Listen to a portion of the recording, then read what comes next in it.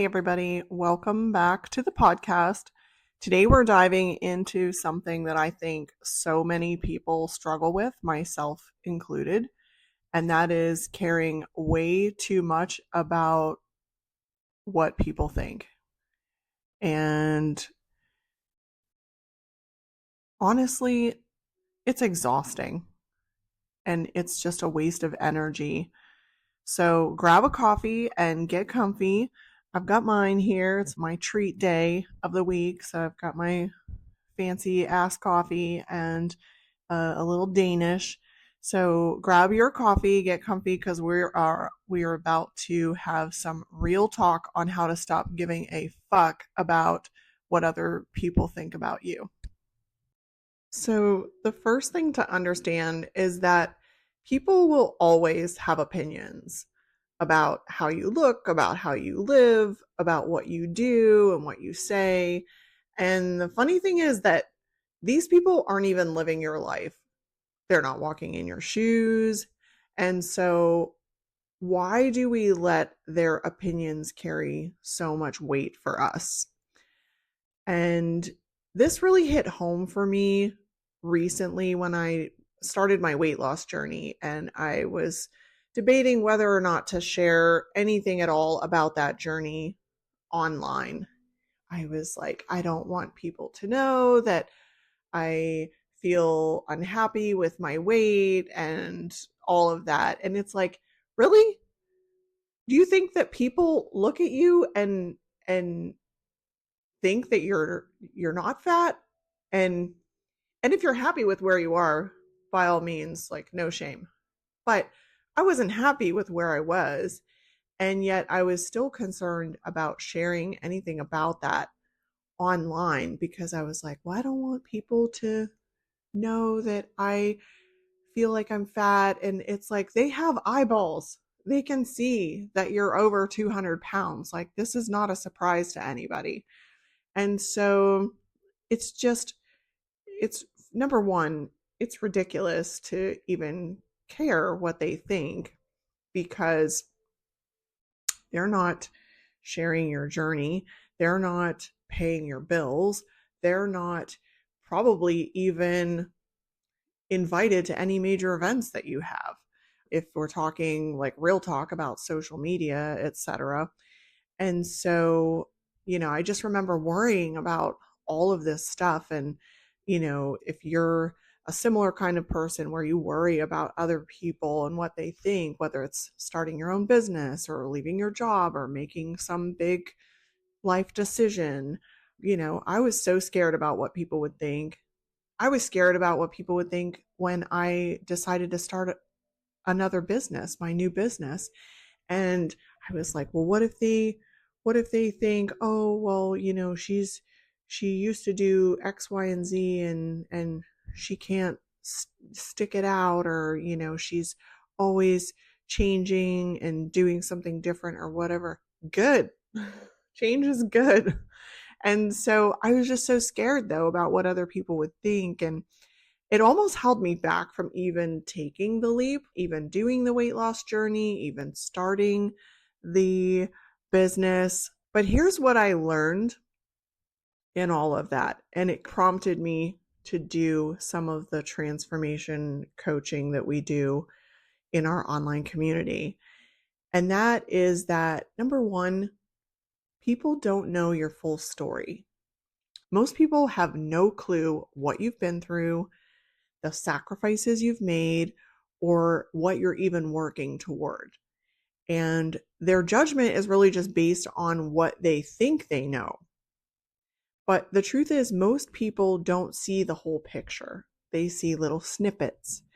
And so, why are we going to let their limited perspective of your life, which is filtered through their lens of their traumas, their insecurities, all of their limiting beliefs, etc. Why are we going to let that dictate our decision making? And you want to hear something ridiculous? At one point, and this is fairly recent, I decided that I was not going to tell people that I was traveling places. And which is crazy because anyone that knows me knows I love to travel. And but I just felt like people were judging me. And this is not even just a feeling. This is an actual point of fact. I received text messages from people that were like, they would say things like, "Oh, wow, you're traveling again." Or one girl sent me a Facebook message. She must have thought I was somebody else. And she was like, "Did you know she's traveling again?" And listing a bunch of situations or perspectives she had on my life and why she felt like I basically stating in not so many terms why she thought I shouldn't be traveling. And so this year, my husband and I went to Italy for 2 weeks. And I made the decision not to post anything about it on my social media. In fact, very few people knew that we were even going. And it was, I don't know, there's something clicked in me during that whole time because like I said, I love to travel and I love to share places that I've been because other people like to travel and maybe they would like to check out some of the things that I thought were cool. Maybe they would think it was cool too and they would want to go see it. Or maybe people who can't travel due to illness or other circumstances want to share in your experiences. But I was actually hiding an important part of me because of what other people thought. And I think it goes back to like, I don't know, I've always been concerned about how people look at me and what they think about how I spend my money. And I have no idea at what point that started in my life, but I have become very concerned about that over the years. And it just manifested itself in this desire to conceal what I was doing that brought me joy. And I started to realize these people don't know that, yes, I'm going to Italy for 2 weeks with my husband and some friends, but they don't know what my life is like behind the scenes. We have a tendency to only post the good things on social media. And so they don't know what my struggles are or the things that I'm going through.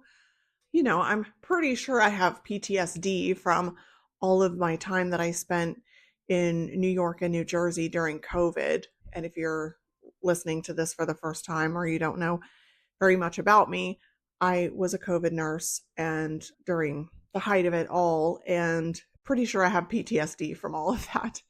Undiagnosed, of course, just self diagnosed. But it was all of that was horrendous and it was traumatic.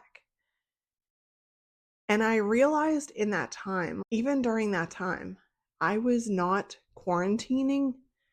I was taking moments to go to the beach and sneaking out of my hotel to go to the beach and to find little moments of joy. And all of that is to say that in that moment, I started to realize I really don't care what other people think. And it's not an overnight thing. It's not a flip the switch and you just stop caring. It's a gradual progressive kind of thing. And there are still times where I don't post that I'm doing X, Y, or Z because what are people going to think? And, what if they can't afford to take a vacation or whatever? And so I'm trying to navigate that even within myself on an ongoing basis of like not giving a shit what somebody's opinion is.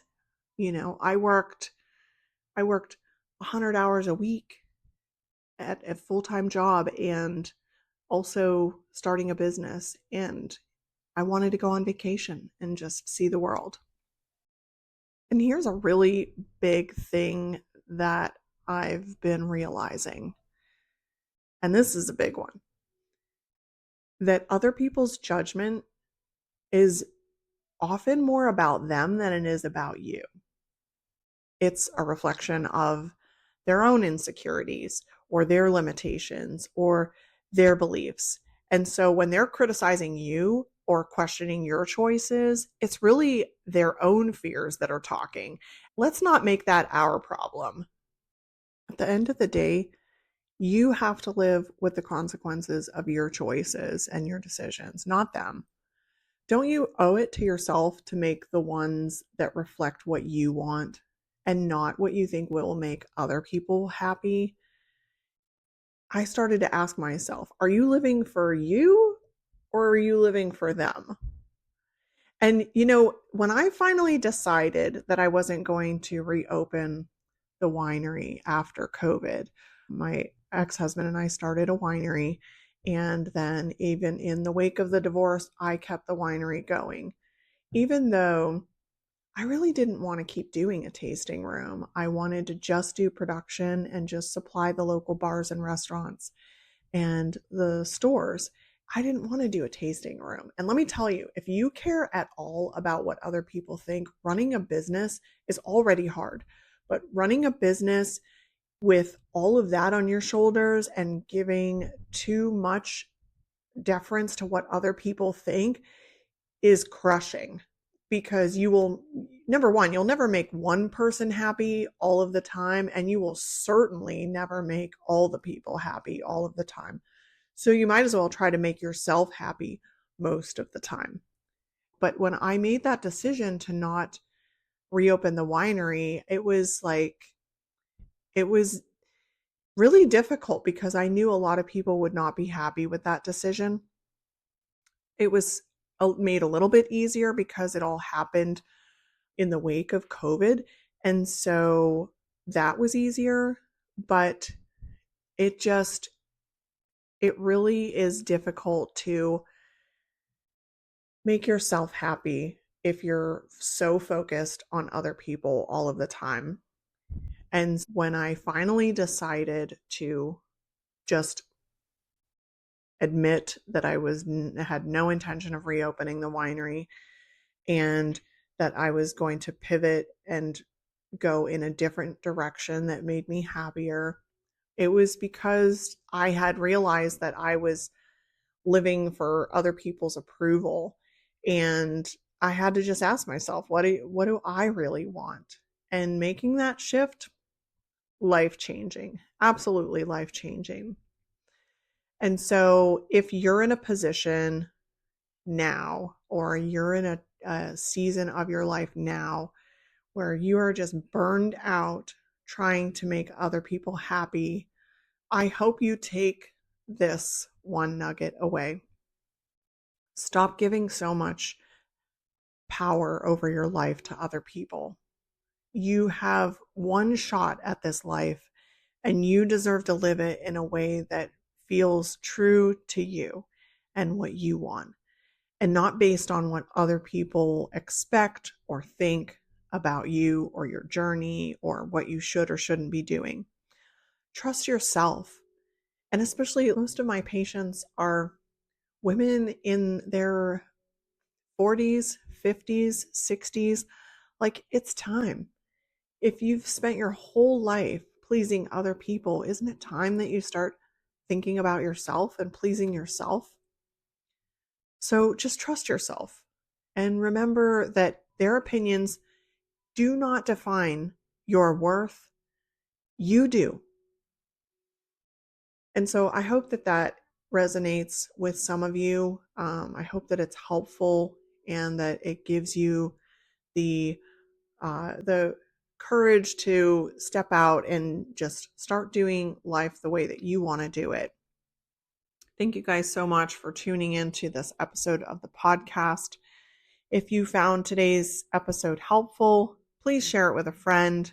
If you are not a member of our school community, by all means, we would love to have you join in all of the discussions that happen on the school community. You can find us at skool.com/skin solution.